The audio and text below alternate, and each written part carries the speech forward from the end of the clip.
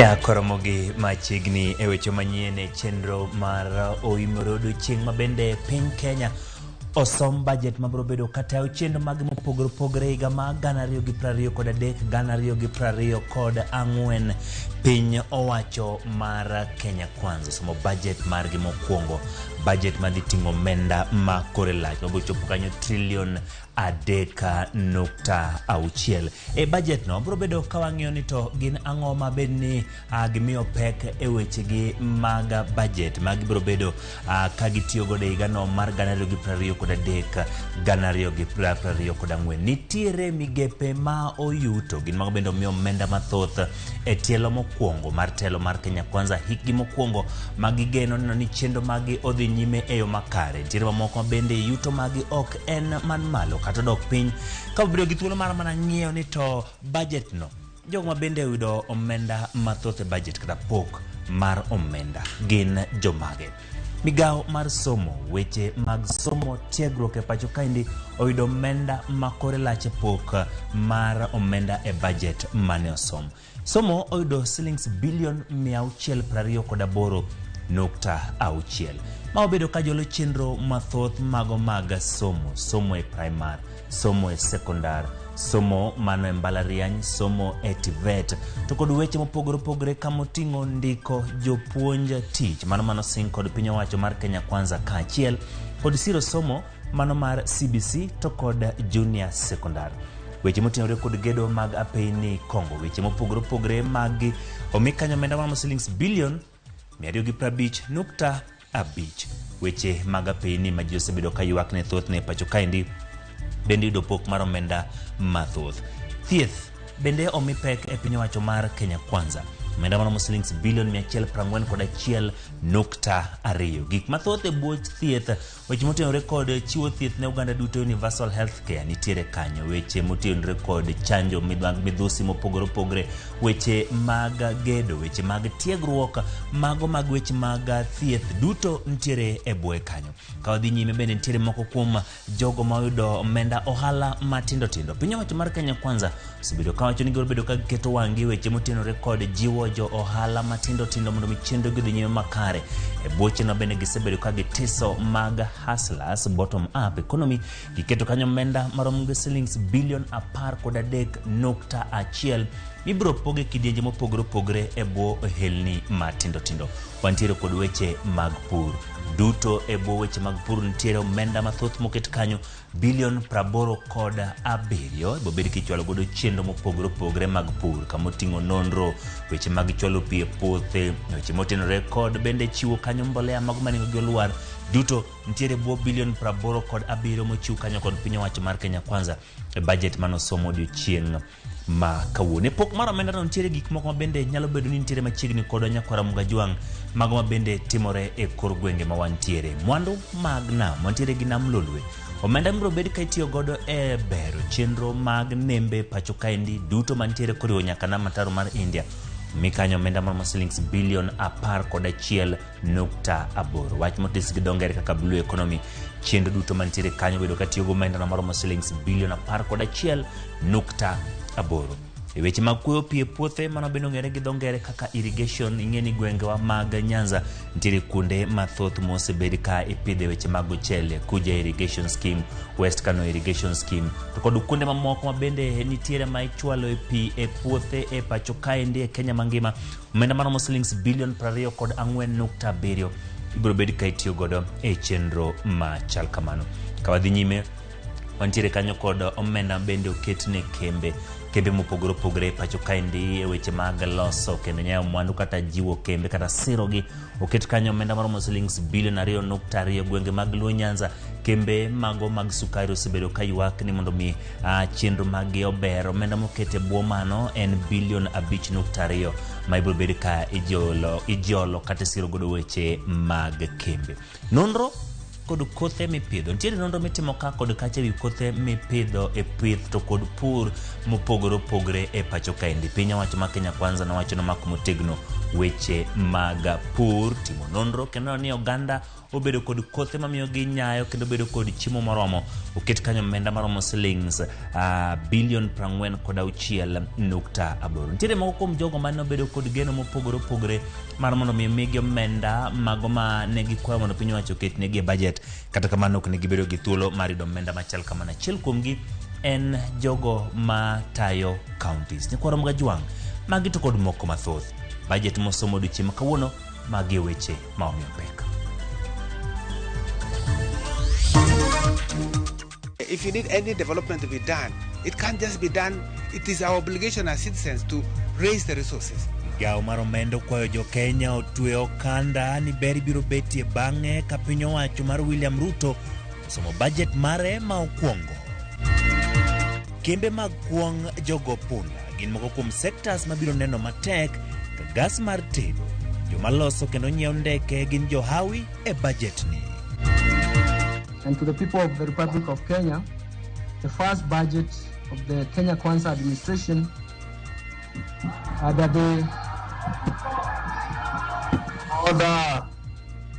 members. Moko kuom kweth mar Azimio la Umoja ong'anyo somo mar budget e od bura.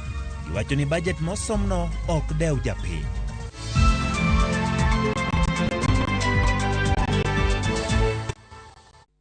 Nyakoro magiro kamano kuom yiero bedo kodwa e chenro mar Oimore odiochieng' ma kawuono ma piny Kenya osomne budget mokwongo e bwo piny owacho mar Kenya Kwanza. Bed kod e chakruok nyaka giko.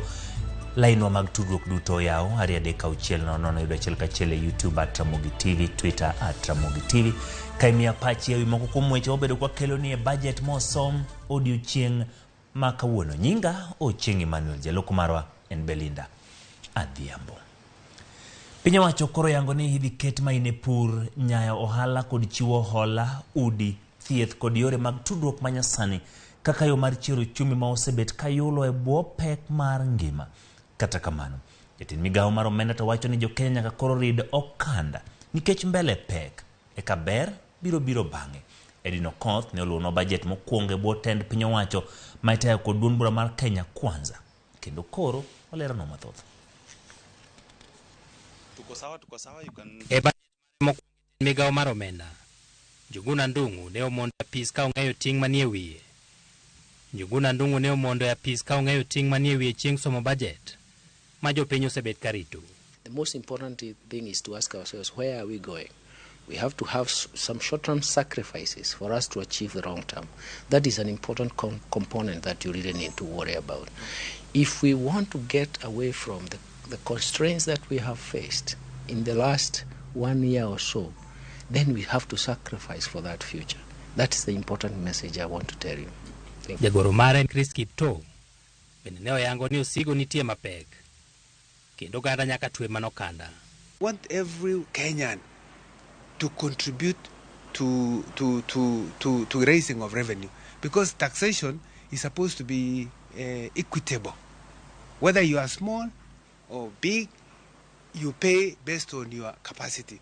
And so this issue of paying tax is something that we would like every Kenyan to know, that if you need a road, if you need electricity, if you need any development to be done, it can't just be done from resources that have not been generated internally. It is our obligation as citizens to raise the resources. Oko mar od bura, moko kuom oganda mane rito neno jatend migawo no ne nyiso ilo kod wel. Ka moko to ne ok omor kod gigo madhi nyime. Kane ochopo sane mar wuok oko, jatend migawo no ne oliero kirowo moting'o chuny wach manoyangore od bura ni tend piny Kenya ma itayo kod William Ruto dhi keto mahino e nyayo pur, medo oganda thuolo mag yudo hola, kaachiel kod yaro thieth kod yore mag tudruok manyasani. Ei chenrogo madhi kawo ma ok tin shiling bilion 600, koro ema igeno ne biro jiwo chumi mar Kenya. Ka tend Kenya Kwanza koro manyo yore mag chopo singo mane giketo ne oganda e kinde mane gisero ombulu kuomgi. Somo budget en okang' mokwongo. Okang' mar ariyo en koro kaka ibiro choko omenda manyalo siro budget no. Okenge ma kamago osebet ka kelo liet kendo nyalo medo kelo liet e od bura to gi oko mar od bura. Edwin Okoth, Ramogi TV, Nairobi. Jod bura mag Azimio la Umoja One Kenya Alliance nowuok oko kaka yor ng'anyo ne somo budget mosom e od bura kod jatend migawo mar omenda Ngire Nyugunda Ndung'u. Kata kamano, Azimio se kod kweth Kenya Kwanza ka gikoni wuok oko ka isomo budget en tim marach kata nyiso dok chien e weche mag demokrasia. E kinde som budget mokwongo mar Kenya Kwanza, Spika mar od bura mamalo Moses Masika Wetangula kod jatend migawo mar omenda Nyugunda Ndung'u obedo kod buok bang' jo od bura mag Azimio la Umoja One Kenya Alliance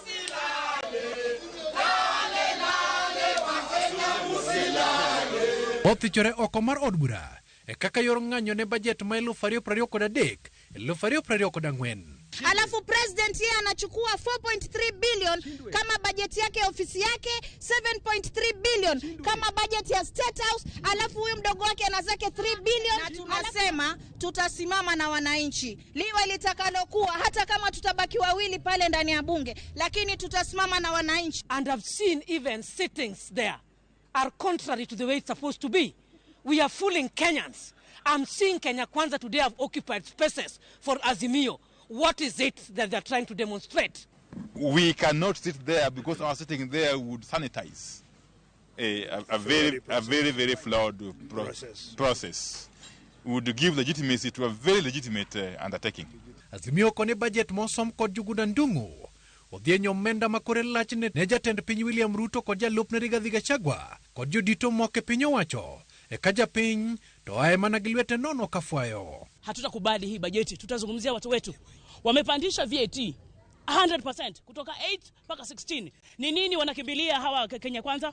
Rome was not built in a day. Kwa nini wao wanataka kutoka 8 mpaka nini? Kila kitu kimepanda. Sasa kama mweze kiza wananchi, amweze mkasikiza investors, mnachoma hii inchi na itawarudia nyinyi wenyewe. A budget that is not in the interest of common mwananchi. That's why we've decided to walk out. A budget that will not be able or in a position to fund itself. This budget, the ways by which in the finance bill, by which the government has put that they want to raise money for this budget are very ridiculous. Ekindego, ekwith ma Kenya Kwanza to ochayo kang' moka kod Azimio maruwuok oko kage wacho ni mano en tim duoko chien demokrasia. Akina nani wanaleta vitu ambazo haziko. Unaweza argue logically na facts na useme hii budget ni mzuri ama si mzuri, lakini kutoka nje hiyo ni hooliganism, hiyo si leadership. It is improper to mislead members of parliament, to mislead the media and to mislead the nation, and that is part of the issue we have with this whole procedures. Karibu bilioni 12 inawekwa huko na sisi hatuna, kwani sisi are we children of Balesa God? Hapana. Hiyo ndio maana mimi hiyo mambo sasa hatutaki. Jod bura ma Kenya Kwanza to Oimore kod budget magikoni mulo dongruok mag japiny. Imeangalia upande ya HELB, imedouble pesa ambayo inaenda kwa HELB. Imedouble pesa ambayo inaingia kwa upande ya subsidized fertilizer. Profit oriented model. Social housing and community housing, the nature that will solve housing problems for Mathare, cannot be done under the profit motivated model. Jod bura mag Azimio la Umoja One Kenya Alliance singa men kod piny owacho kaka yoro keto gi tiesre moyangore ayanga e tielo mokwongo mar som budget mar 2023-2024 e kendo giluwo ni gibiro chaka men maked kod mane oko to kata mana iye mar od bura. Walter Nyambaga, Ramogi TV, liare mar od bura, Nairobi.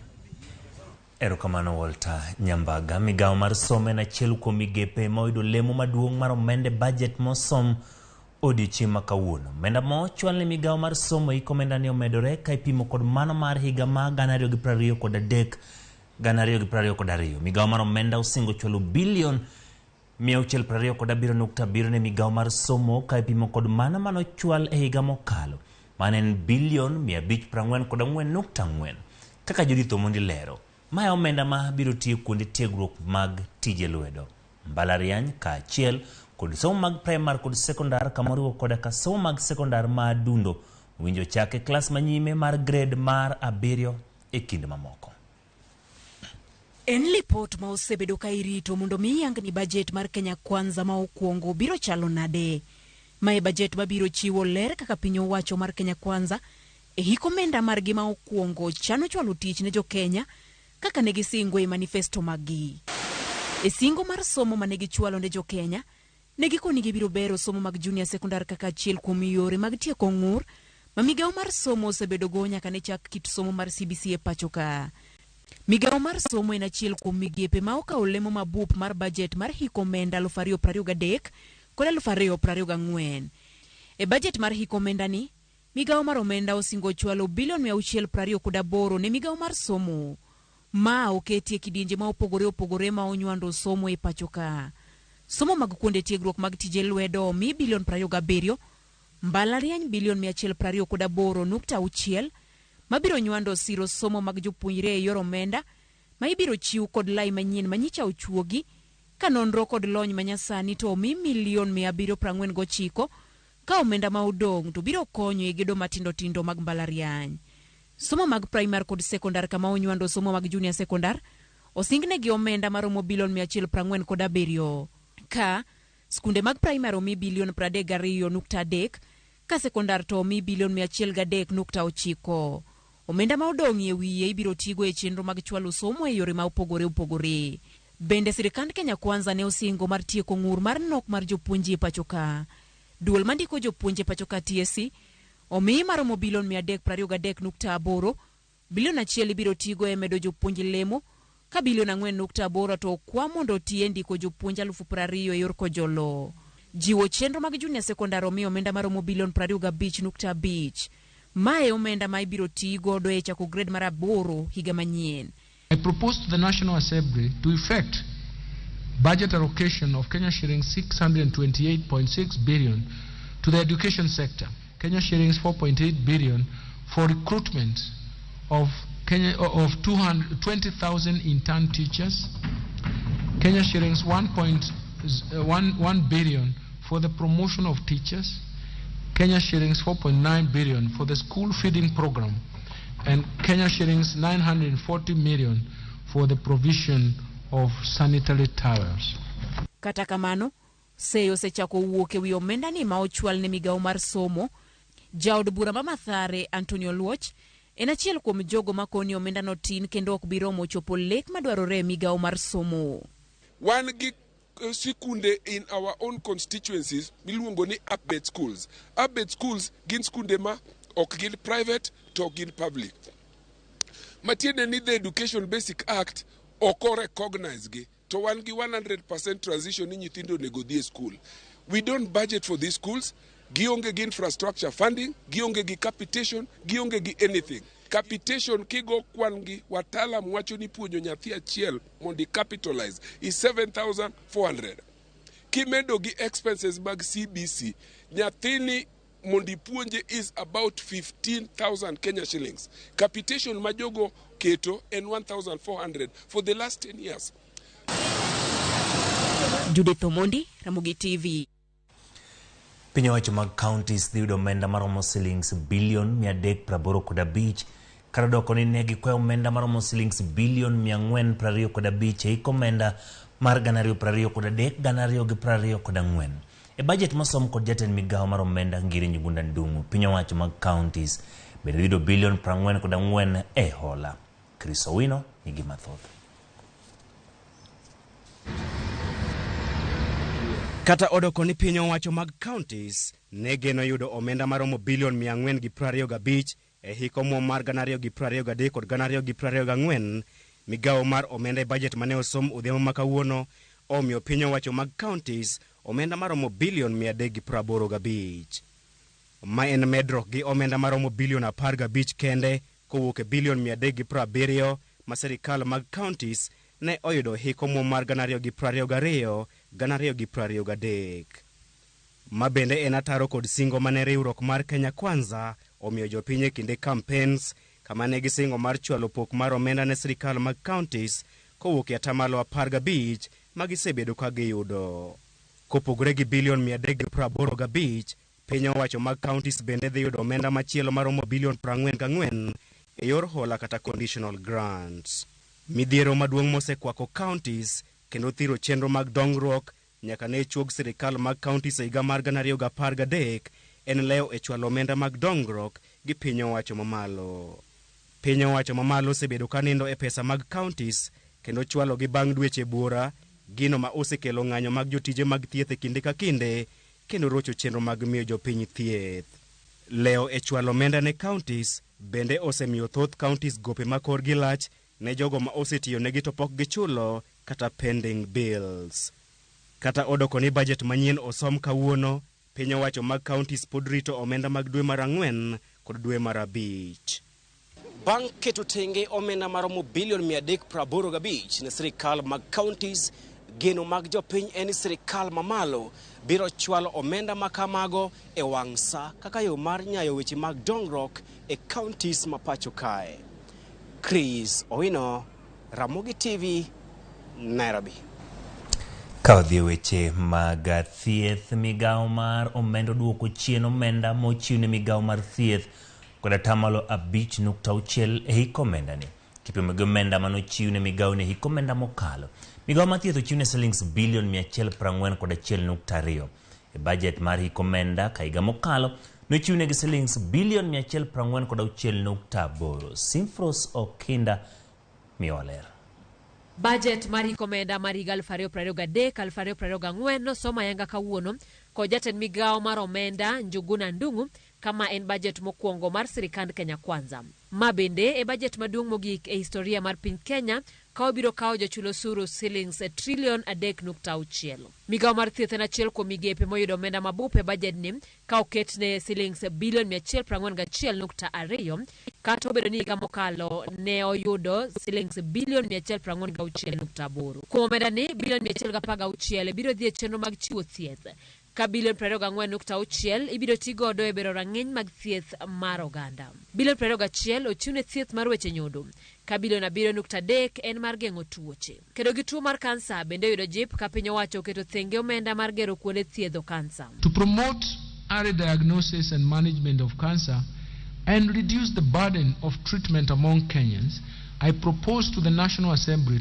to effect a budget allocation of Kenya shillings 1.9 billion for construction of cancer center at Kisii Level 5 Hospital, Kenya shillings 500 for strengthening of cancer center management at Kenyatta National Hospital, and an additional Kenya shillings 155 million is proposed for the establishment of regional cancer centers. Nonro e migao mar thieth oketne bilion 4.9 ka chenro mar chike matal thieth oyudo bilion 1.8. Ute thieth madongo mag rufaa kod chenro moyiedhi ochiwnegi bilion 63.5. I propose to the National Assembly to effect a budget allocation of 21.6 billion for Kenyatta National Hospital, Kenya shillings 12.8 billion for the Moi Teaching and Referral Hospital, Kenya shillings 8.8 billion for the Kenya Medical Training Colleges, Kenya shillings 3.3 billion for the Kenya Medical Research Institute, Kenya shillings 2.4 billion for the construction of the Kenya National Hospital Burns and Pediatric Centers.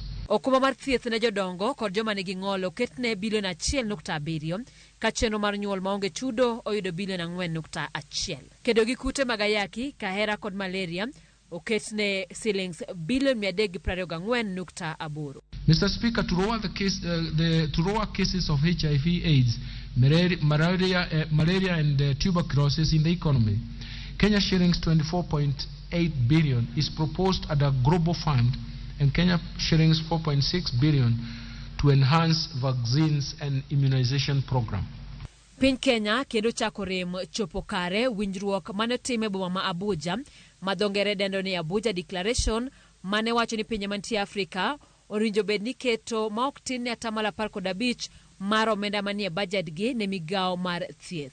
Gima nyiso ni jo Kenya pod biro kale achidh nade ka gitemo manyo thieth makare. Simfros Okinda, Ramogi TV. Erokamano Simfros Okinda kuom lipodno. Kawadhi nyime, piny owacho oketo omenda maromo shillings bilion 338.2 ne bed migepe mag arita e budget manyien kaka okang' mar jiwo arita ne jo Kenya. Jatend migao mar omenda kasoma budget okoni arita makare biro jiwo chenro mag dongruok kokalo e miyo joket mwandu bedo kod chir mar keto mwandu e pacho ka. George Bati miwaler. Kaluwore kod riekni manyien ma jomaundu kod jonjore tiyogo e chocho arita kwe e piny masani, piny owacho mar Kenya Kwanza e bajet margi mokwongo yango ni gichiwore mar siro chenro mag arita mana kaka ne jatend piny William Ruto singo e kinde manochamo muma mar apis kokalo e chwalo omenda ne bede migepe mag arita. E bajet, jatend migawo mar omenda Njuguna Ndung'u oyango ni bilion 144.9 oketne jolweny, bilion 38.2 oketne duol matayo tije obila National Police Service, bilion 44.3 oketne obila mag ng'uyo maling'ling kata NIS, kabado obila mag jela oketne gi bilion 31.3. The proposed allocation include 144.9 billion for the Kenya Defence Forces, Kenya shillings 98.6 billion for the National Police Service, Kenya shillings 44.3 billion for the National Intelligence Service, and Kenya shillings 31.3 billion for prison services. I have also proposed Kenya shillings 8.8 billion for the leasing of police motor vehicles. Mondo mi obila nyalo mar kedo kod maundu ma inyayo kokalo e lony manyasani, bajet no bende oketo ne obila milion 500 mabiro miyogi yudo masinde manyasani kod lony manyasani mar jiwo arita. For better equip the National Police Service, I have proposed an initial allocation of Kenya shillings 500 million for the police modernization program. Mr. Speaker, I will later be requesting this august House for enhanced funding approval once the ongoing discussions on a comprehensive police modernization program once it is concluded. Bajet no bendo yango jiwo nyalo mar apisa mag arita timo nonro e wi gige lweny kod kit monj manyalo kelo midhiero mathoth ne oganda, kendo keto milion 856 ne chenro mar tayo kar nonro e weche mag arita. To step up war on crime and enhance support to administration of justice, I propose to the National Assembly to effect budget allocation of Kenya shillings 856 million to equip National Forensic Laboratory. Jatend migawo mar omenda Njuguna Ndung'u kokalo kuom bajet mokwongo mar piny owacho mar Kenya Kwanza bendo yango ni dhi ti kod milion 534 e tayo chenro mag udi makare ne jolweny, ka bilion 5.8 ibiro sir godo weche mag okumba ne apisa mag arita kaluwore kod midhiero manyalo jokogi. To improve housing accommodation for our defense forces, we shall fast track the delivery of staff houses through public-private partnership framework. Other proposed allocations include 2.9 billion for group personal insurance for police and prison services, and Kenya shillings 5.8 billion for medical insurance for police and prison services. Kakoro bajet mokwongo mar tend Kenya Kwanza osom, jo Kenya rito ka gin kod geno ni piny owacho biro yudo omenda mar siro bede migepe mag arita kendo neno ni jopiny oyudo arita mongirore. George Bati, Ramogi TV. Nyakoromogi weche mag gedo mag apeyni en ni migawo mar gedo mar apeyni en achiel kuom migepe moyudo omenda makore lach e bajet mar omenda mosom kawuono. Jatend migawo mar omenda kama koro geto konyo tieko moko kuom chendo mag gedo mag apeyni mosebedo ka digni kato kwame pacho ka. Jefamo mar Olidio Kelleron pok mar omenda e sekta no kod mago moketne chendo mag loso kendo keyo teko stima e pacho ka, chendo mag modhi, mauta kod gas. En bajet maduong' moloyo mosesom e pacho ka. Bajet manosom kawuono e od bura mamalo gi jatend migawo mar omenda ma pacho ka Profesa Njuguna Ndung'u. E bajet mahigane, omenda maromo bilion 244.9 okete ngene migawo mar apeyni e pacho ka kama biro konyo chenro mag gedo mag apeyni ma osebedo kokwame pacho ka kendo medo gero apeyni mamoko manyien e thurka. E omenda no, chenro mar gedo mag apeyni ma pacho ka kod ulalo biro kawo omenda maromo shillings bilion 113.9 ka chenro mag rito apeyni oketne omenda maromo shillings bilion 50.9. Shillings bilion 80.1 ibiro tiyogo e bero apeyni machal margi osekethore thurka. Chenro mar teko oketne omenda maromo shillings bilion 62.3, omenda mabiro konyo e keyo teko stima kod chenro mamoko e sekta no. E omenda no, bilion 33.8 biro konyo tawo chenro mag stima e pacho ka. Bilion 11.4 biro tige loso teko stima. Bilion 12.1 biro konye keo teko stima gwenge. Bilion 1.4 oketne weche nuclear kod teko migole bolo ka chenro mamoko mag teko stima biro kawo omenda maromo shillings bilion 3.2. Omenda maromo bilion 3.7 oketne tawo chenro mag mauta, modhi kod gase pachoka. Pok mar omenda ahinya te migawo mar piny geno ni biro konyo tieko moko kuom chenro mane ochaki gi piny owacho mokalo ka wenge koro rito neno pogruok e sekta no. Lydia Okeyo, Ramogi TV, Nairobi.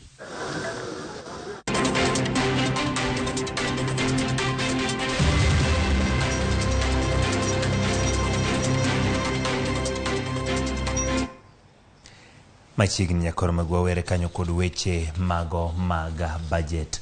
Wadhi nyime. Duond bura mar ODM ondiko ne jood bura 24 manyore mchope od bura mamalo kinde go ombulu e paro mar chik mar omenda mar higa mag 2023 otieno manyoro. Jood bura 4 mag ODM manogo ombulu mar siro paro mar omenda mar higa mag 2023 ataro kod chung maduond bura no bende idhi kaune gi okang'. Jood bura go gin jaod bura mar kaunti ma Nairobi Esther Passaris, jood bura ma Wajir South Aden Mohamed, Elisha Odhiambo mar od bura ma Gem kod Karoli Omondi mar od bura mar Suba South. Paro mar omenda ne okadho bang' yudo sir kowuok kuom jood bura 176 mag Kenya Kwanza kapimo kod 81 mane okwede e kinde mane osome e nyim od bura.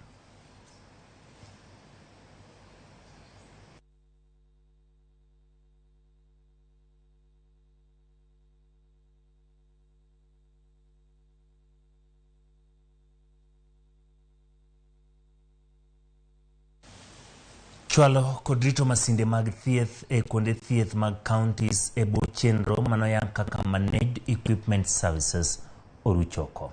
E chenro manyien piny owacho mamalo kod mar riwruok mar governors ochopo winjruok ni gibiro tiyo kod chenro manyinge gi yango kaka National Equipment to Counties ma ibiro bedo ka itelo kod piny owacho mamalo. Mane ochopi bang' bura mandala re boma ma Naivasha okang' mane opok kod jakom mar komiti mar thieth mar riwruok mar governors Mudhomi Njuki.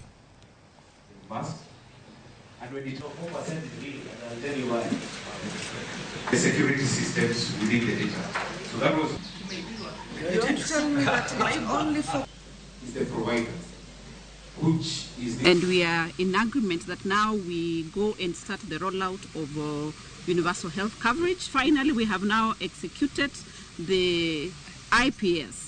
And that moving forward, the noise that has been around on the medical managed equipment services, that has been put to an end.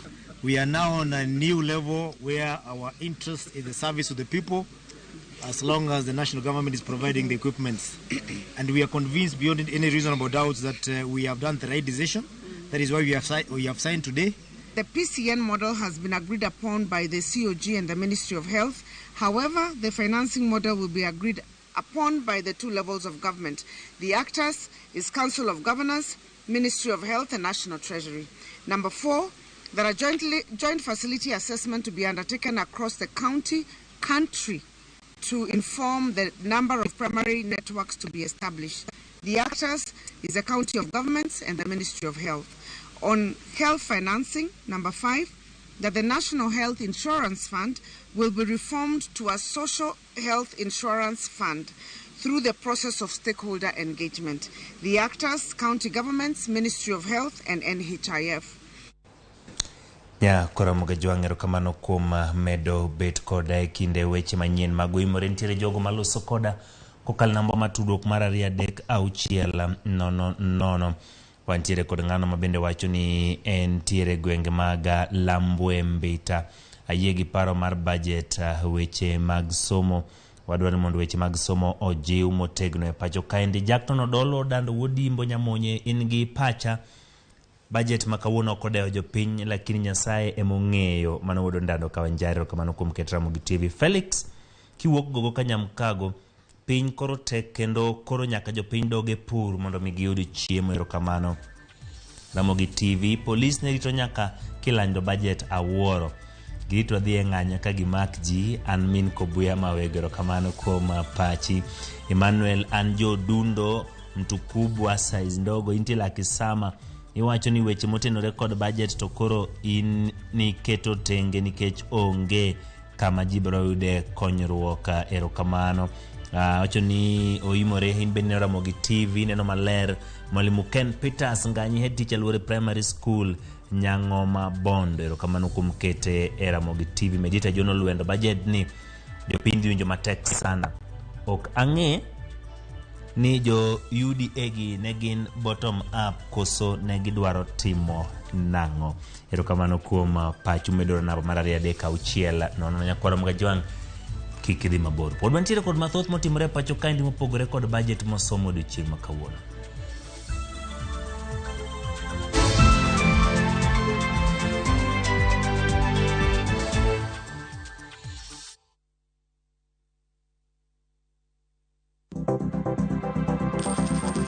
Inyalo goyo kwan kod omenda ma aching' kata ma ikete bahasha ka isiko itiyo kod omenda mohingo kaka onego itigo. Tema ne keto e bahasha omenda ma idwaro tiyogo kama moko to ikung kata ikan.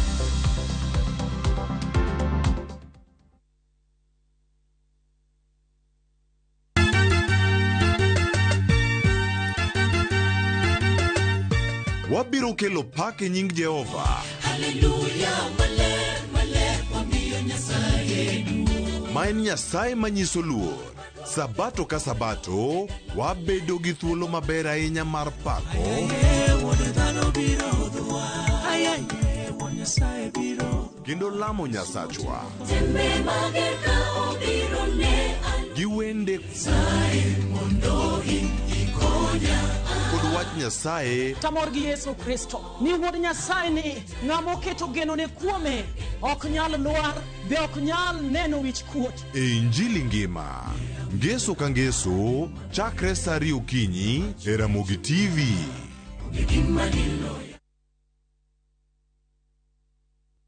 Jijenge na shilingi 1500 guaranteed kila wiki kwa kucheza Kaende Jackpot. Shiriki kwa kutumia 50 bob pekee, cheza na Autopic kwa kutuma neno KJP kwa 29063.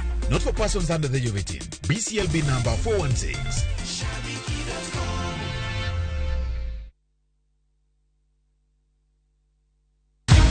Many have been lured into jobs abroad, only to end up in perpetual suffering. I met this girl by the roadside.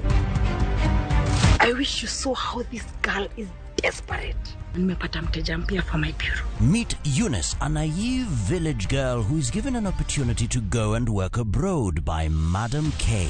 Nenda Middle East. Ati? When did you even do the application? But is this really a golden opportunity, or will she be one among too many to be lured into the human trafficking syndicate by Madam K and Joe? The parents are caught in the middle. Will they listen to John's side of the story even as he is caught trying to save his girlfriend? We have to leave this place. Enjoy this unfolding story of Madam K only on viewsasa.com.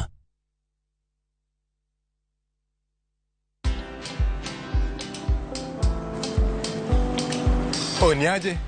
Ni kama unashangaa kwa nini naangalia simu with so much focus, eh? Usishangae sana. Ni vile nimekuwa ndani ya story kabisa. Ni kama ile hali ya juzi. Ni kama nilikuwa hapo iki happen. And when this new market was being opened, ni kama nilikuwa hapo tu. Hata vile local tourists for a special rate at the coast, I was there. And when this new road was being missioned, I was right there. Na hata wewe, anza kuwa ndani ya story. Whatever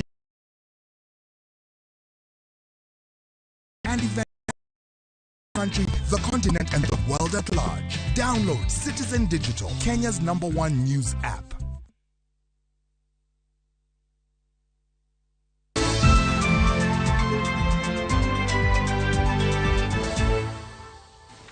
Machiegni erokamano kuom medo kete Ramogi TV. Piny owacho singo mar keto tenge bilion 20 mar ng'iewo mwandu manyasani ma apisas mag abila mag arita biro tiyogo mar kedo kod timbe to kod kweth mag njore. Moyang kod jatend migawo mar arita Kithure Kindiki kosingo ne apisas ma bende gin mag arita kwe ni piny owacho dhi siro gi tiyo gi yore manyasani mar chwalo kwe. Kindiki wacho magi limbe mar gwenge mag Lamu kama bende osema apisas mag obila to kod piny owacho mosebedo ka kawo asoya ni koyudgi tibiro kawnegi okenge mag chik. Omedo bende kwa apisas mag arita kwe mondo miyo yoti machiegni kod jopiny mano ni gwandruok ok obed e kindgi kendo konyogi e chenrogi mopogore.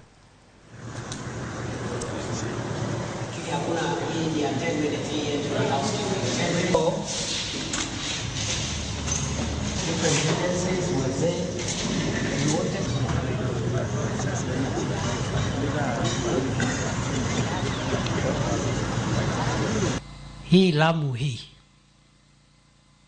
itakuwa salama. Maofisa wengi wa serikali kunao wanafanya kazi nzuri sana, lakini vile vile kuna wengine ambao lazima wabadilishe mienendo. Wananchi wamekosa imani na maofisa wengi wetu. Sema wakiripoti wako na shida hawashughulikiwi. Wengine wanatuambia wanaitishwa hongo, wanafanya mapendeleo. Nafasi za kazi ikipatikana, badala ya kuwe na uwazi na wale wamehitimu kuchukuliwa, unaitisha watoto na wazazi wao pesa ndio waajiriwe. Na tumewacha tabia ya kupiga transfer ofisa wa umma ambaye ameharibu kazi mahali. Kazi ikiharibika unaenda nyumbani. Kadhi County ma Siaya. Doho maduong' mar Siaya omi nying manyien mar Arguings Kodhek. Kuye kinde mana yawo doho maduong' mar Siaya kawuono, gai mar doho Martha Koome wacho ni kaunti no osegolo kwan mamalo mag jod bura. Koome omedo ni giikore mar timo lokruoge e doho duto ma pacho ka giywago pok matin mar omenda mosebed kichwalonegi. Kamano bende ne giyawo doho mar lwenje mag udi mar ariyo e kaunti no tok mana yawo e kaunti ma Mombasa. See from Bondo Law Courts.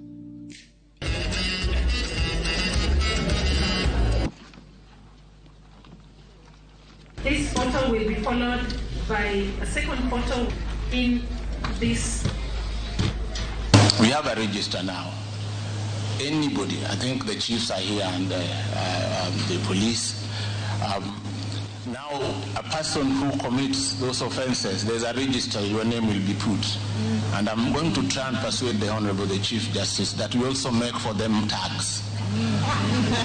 So that the minute you are convicted and perhaps you have exhausted your appeal chances, so you hang a tag around your neck. And I've lived to it to see the difference between an independent judiciary and an executive control judiciary. So in your able hands, and those of your colleagues in the judiciary, whether you make decisions that we like or we don't like, the most important thing is we should never, never, never lose that battle again, where we have to fight for a free and independent judiciary. Today, we make a significant stride in addressing one of our most daunting challenges by launching the Sexual and Gender-Based Violence. We designate the Siaya Sexual and Gender-Based Violence Court, the second one after the one we launched in Mombasa last year, as a clear demonstration of our unwavering commitment to eradicate atrocities from our society. I have no hesitation to accept the request that this court be named Awis Kodhek Siaya High Court. Kawuok Siaya wang'ado nam odhi kaunti ma Migori. Jopur e kar pur ma Lower Kuja Irrigation Scheme e sub county ma Nyatike dwaro mondo piny owacho yaw lach mar puothe ma ipuro e kar pur ma Kuja mondo jopur mathoth oyud thuolo mar donjo e weche mag pur. Jo Juma miyowa sigana no. Kar pur ma Lower Kuja Irrigation Scheme made sapono ma Nyatike e kaunti ma Migori osekelo gen mathoth ne jopur e sub kono ma Nyatike kaachiel kod kaunti ma Migori duto.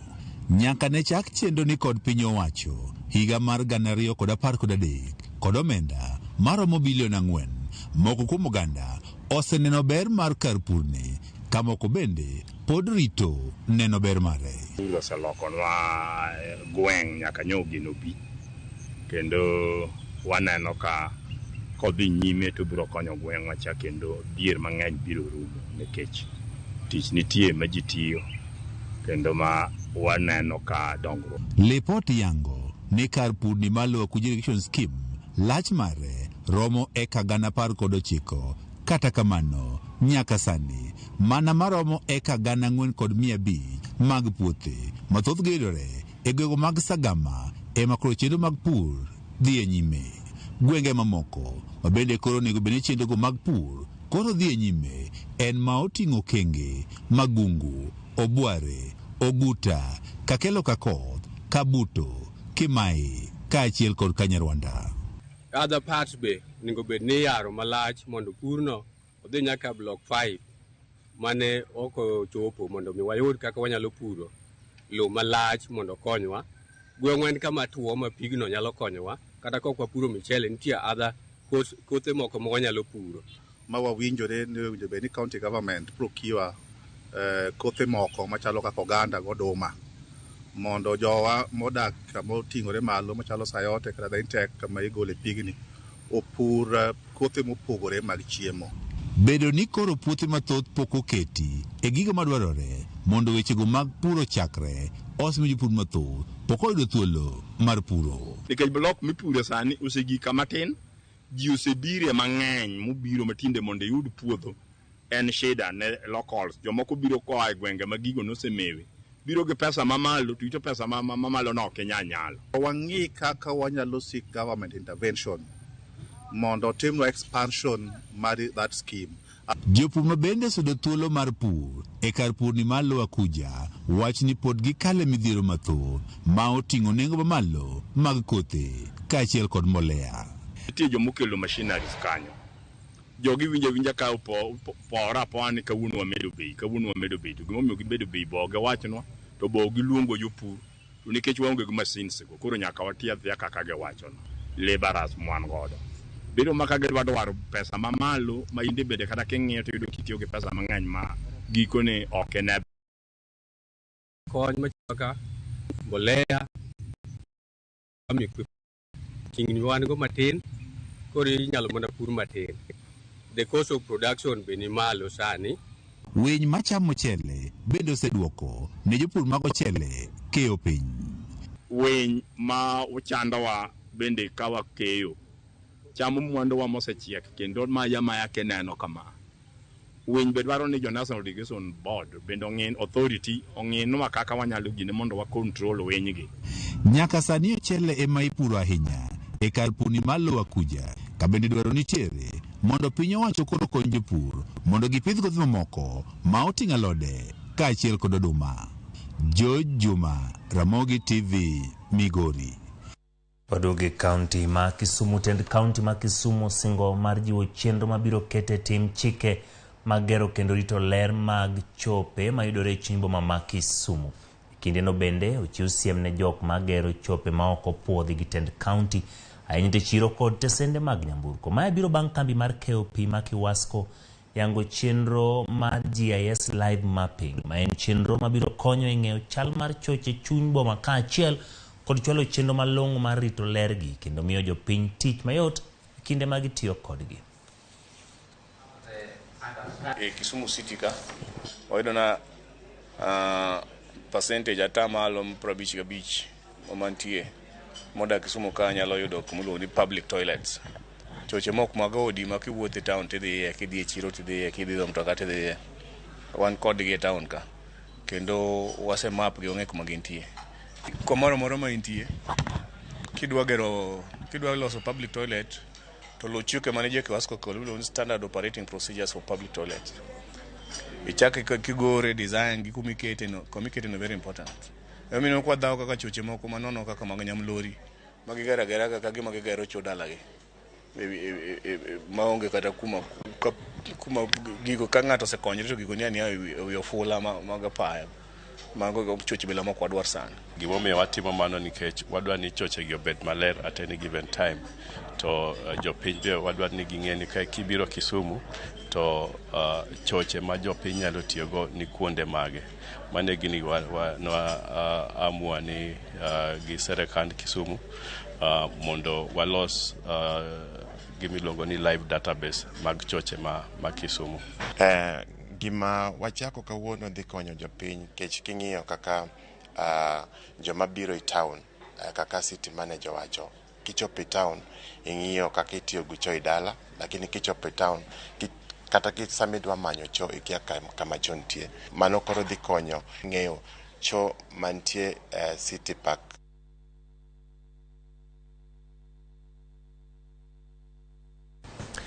Kabodwa ntiere gwenge ma Kisumu alwora mar imbo mar piny Kenya wadino rawere kod jo mondo rwak chenro mar pur kod pith ma kokalo winjruok e kind tend kaunti ma Kisumu kod riwruok ma ok mar piny owacho motise ni practical action. Rowere makwan gi ohingo 10,000 e kaunti ma Kisumu kod alwora mare igeto miyo sir mar omenda kachiel kod tiegruok e weche mag pur kod ohala e kaunti zaboro ka kaunti ma Kisumu en achiel kuom riwruok ma practical action osiro chenro kod omenda mar shillings bilion 1.4 chenro ni biro konyo e loso thuolo mag tijene rowere e gwengego. As an organization, we have leaned a lot towards market-based solutions, and that means bringing the private sector closer into these value chains and bringing the action of the private sector closer to what the youth businesses are getting into, helping address some of the systemic problems that these agribusinesses are faced with. And that means that in the end, what we are expecting is that over 10,000 youth in Kisumu County will get a better opportunities. I believe that if we implement this strategy paper, that's the food systems, then really we shall totally change the language of agriculture and youth employment in Kisumu County.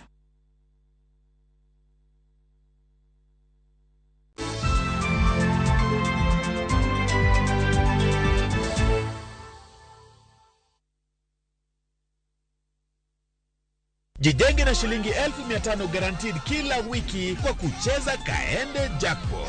Shiriki kwa kutumia 50 bob pekee, cheza na Autopic kwa kutuma neno KJP kwa 29063. Not for persons under the age of 18. BCLB number 416.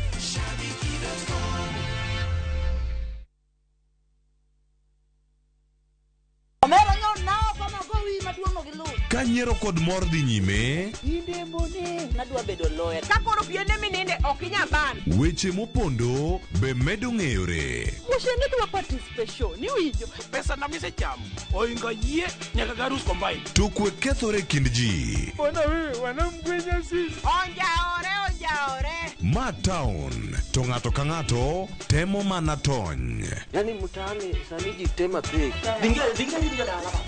Nyar kochia tich abich ka tich abich saa 1:45 otieno.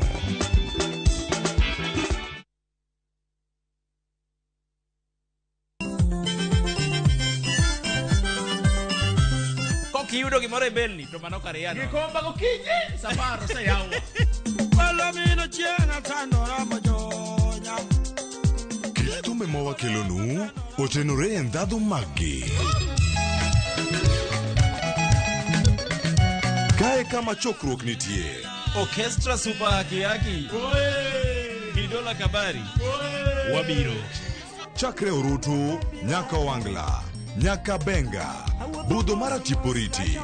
Michael Onigi DJ Kolo kol instrumental, kod Ninja the Entertainer. Ramogi Night, tich abich ka tich abich, saa 4 otieno.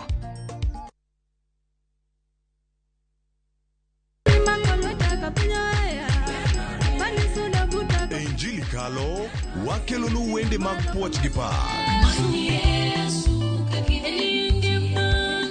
Walemo kanyakla, kendo wajiwore ka achiel, gi neno mang'wono mar Nyasaye osetimo e ngima joge. Tudri kodwa Jumapil ka Jumapil chakre sa 12 okinyi nyaka sa 7 odiechieng'. Kama wayudo e chiemb chuny kod gweth koa kuom jotich Nyasaye mopogore opogore. Kaitai kod Roda Nyarko Kitmo kod Ken the DJ e chenro mar Injili Kalo mana e Ramogi TV.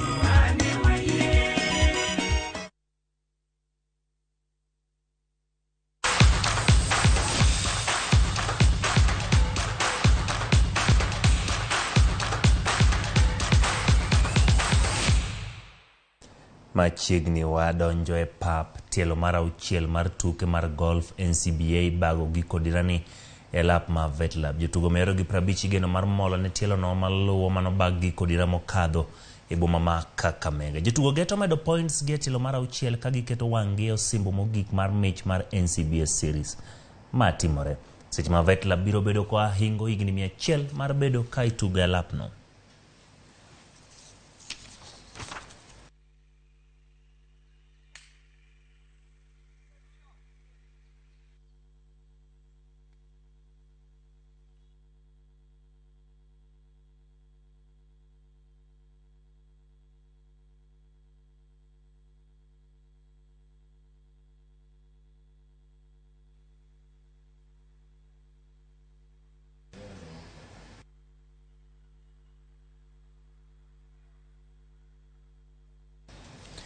Piny Kenya biro bedo e kind pinje 16 mabiro chope tugo mar okapu motis ni Giants of Africa Youth Basketball biro bago e piny Rwanda e kind tarik 13 nyaka 19 dwe mar 8.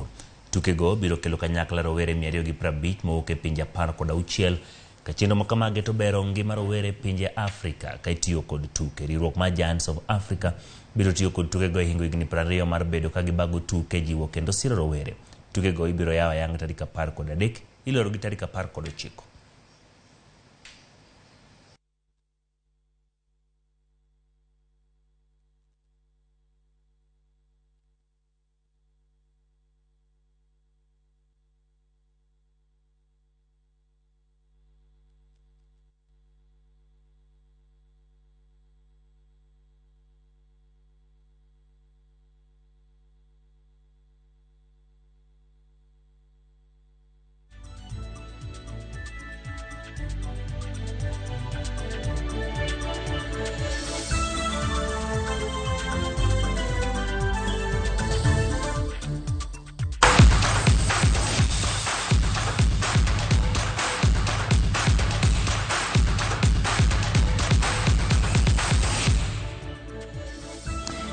Ramogi erokamano kuom bedo koda e chakruok nyaka giko. Ntiere jogo ma loso koda e kinde mabende watimo kelonu weche manyien e chenro mar Oimore. Erokamano Ken Oguda iwacho ni gima duong' monego time omenda moket mathoth ne weche mag blue economy eneno ni orit nam kendo chilo ok ochwal e nam. Tijwa koren mondo mi ulos proper waste disposal mondo mi uneni orit mwandu mag nam. Erokamano kuom kete Ramogi TV. Viola Nyargem ka intiere gwenge mag Mombasa bende wach neno achiel kachiel. Budget osesom maduong' mogik en ni piny owacho mar Kenya Kwanza otiyo ne oganda jo Kenya. Erokamano kuom kete Ramogi TV. Ntiere ng'at maluongre ni Awiti Jarodi. Erokamano kuom kete Ramogi TV. Nyisa kanyo ni maduong' ni piny Kenya oket ne arita kwe moromo kaluwore kod omenda mokete migao mano mar weche mag arita. Erokamano kuom kete Ramogi TV. Nyar jakwath Mili beneno achiel kachiel ogisa neno ka intiere kanyo. Erokamano kuom kete Ramogi TV. Iwacho ni nenowa eyo makare. Beti Nyar Kanyikela ahero yero chenro mar Ramogi TV ahinya nikech wakelonu weche manyien eyo makare. Erokamano abiro moso ni jogo duto mendiko kanyogo. En chiegni juma achiel kendo iwacho ni usebedo kurito weche mag budget kata kamano mano motimore ok omorou. Mano kinyisa ni nyingi en ng'a de wayudo thuolo mar ng'eyo ni ng'awa. Odhiambo Mbeche wuod Aedo. Wan jopiny wan matek kaluwore kod yo ma jotendwa timorego. ok gine achiel. Erokamano Odhiambo Mbeche.